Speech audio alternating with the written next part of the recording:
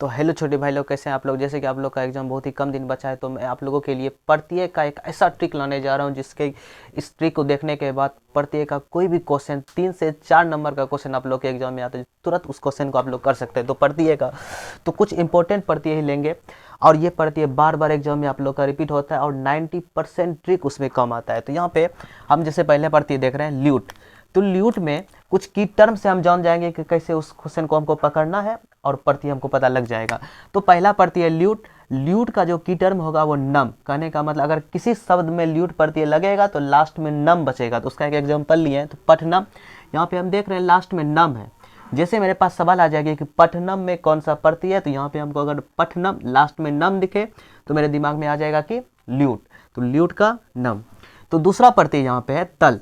तल, अगर जैसे ही तल किसी शब्द के लास्ट में लगेगा तो यहाँ पे उसके शब्द का जो लास्ट में ता लग जाता है। हम जानते हैं कि प्रत्यय किसी शब्द के अंतिम में लगता है, तो यहाँ पे जो मधुरता लास्ट में अगर ता दिख रहा है तो उसमें कौन सा प्रत्यय हो जाएगा, तल।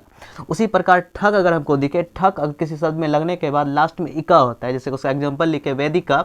वेदिका में हम देख रहे हैं हर्षईकार को, यहाँ पे जो दो में हर्षिकार, हर्षिकार को ऐसे लिखेंगे को विसर्ग बचता है।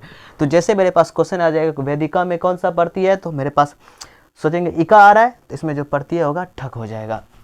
उसी प्रकार यहाँ पे अन्न, अन्न में हम जानते हैं अन्न जैसे प्रत्यय लगेगा लास्ट में वह बचेगा, वह विसर्ग। तो एग्जांपल यहाँ पे पांडवा। उसी प्रकार में कतवतु, अगर कतवतु किसी शब्द में लगेगा तो लास्ट में वन बचेगा। जैसे हम देख लेंगे, अगर क्वेश्चन उल्टा पुल्टा भी आ सकता है कि निम्नलिखित में अक्तवतु से कौन शब्द प्रत्यय बन रहा है, तो अक्तवतु जिसके लास्ट में वन हो जाएगा वो आंसर हो जाएगा, तो अक्तवतु में वन। उसी प्रकार कितिन में ती बचेगा, कितिन में ती, तो उसका एग्जाम्पल हो जाएगा गति। उसी प्रकार तुमुन में तुम, उसके बाद तमप में तमा तमा तमप। उसके बाद अगर ढक प्रत्यय लगेगा किसी शब्द में तो ढक में हो जाएगा एया, तो उसका एग्जाम्पल है राधिया।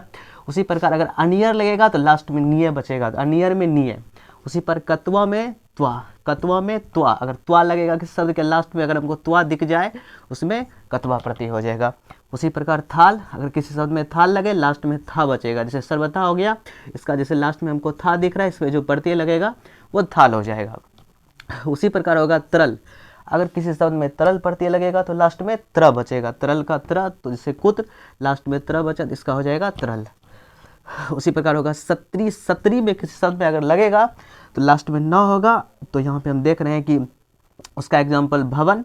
तो अगर उल्टा पुल्टा भी पूछा, अगर भवन में कौन सा प्रत्यय लास्ट में अगर ना है तो सत्री हो जाएगा। उसी प्रकार मतुप, अगर किसी शब्द में मतुप लगे तो मान, मतुप मान, अगर दा लगे तो दा। और एक प्रत्यय होता है टाप, टाप जो प्रत्यय होता है सबसे ज़्यादा इंपॉर्टेंट, स्त्री प्रत्यय 6 ठो, लेकिन उस पर सबसे ज़्यादा इंपॉर्टेंट प्रत्यय जो होता है टाप। टाप अगर किसी शब्द में लगेगा तो उसका स्त्रीलिंग रूप बताता है, जैसे हो गया अजा का, तो अजा का जो स्त्रीलिंग रूप हो जाएगा वो हो जाएगा अजा। उसी प्रकार अगर आप लोग के बीच अश्वा आए, तो अगर वहाँ पे देख लिया आप लोग स्त्रीलिंग रूप अश्वा आएगा, तो हम देख रहे हैं स्त्रीलिंग रूप है तो उसमें टाप प्रत्यय ही लगा रहता है 90% क्वेश्चन में। तो धन्यवाद।